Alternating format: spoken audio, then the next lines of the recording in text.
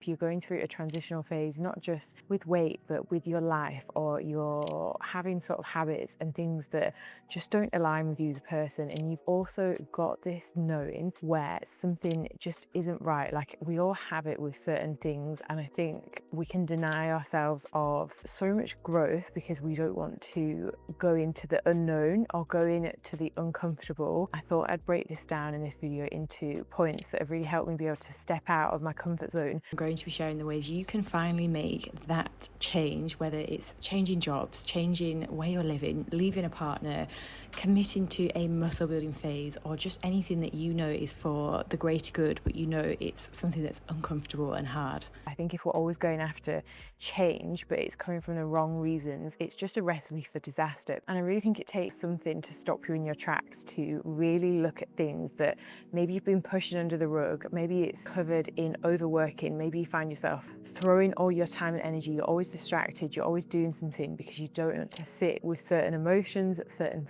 feelings, or certain thoughts that you know are there. So you're kind of covering that up. What kept me blocked for the longest time in my physique goals, my strength goals, was that I wasn't addressing my mental side of things. I was letting so many ruminating thoughts take over how I was thinking, how I was looking at my body, how I was shaping my day.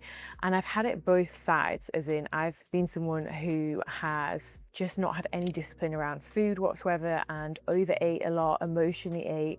And then I've been someone on the other end of the spectrum as well who has been too disciplined and had to find like a new balance. And I really think the best way is never to cover up this root issue or the root cause with surface level things that might work temporarily. So first thing that I have had to change, acknowledging that something's not right and knowing that that gut feeling that you have is so valid. You just know something isn't quite aligned, or that you don't really want to live like this. Like, I always think if you take a look at if it's your lifestyle, if it's your relationships with people, do you want to continue having this same pattern that's going on, or these same cycles for the next year, 2 years? And usually if it's something that you think, actually, no, I don't want to live like this, is usually a point where you need to change something, and it's only going to be you that can actually change that cycle.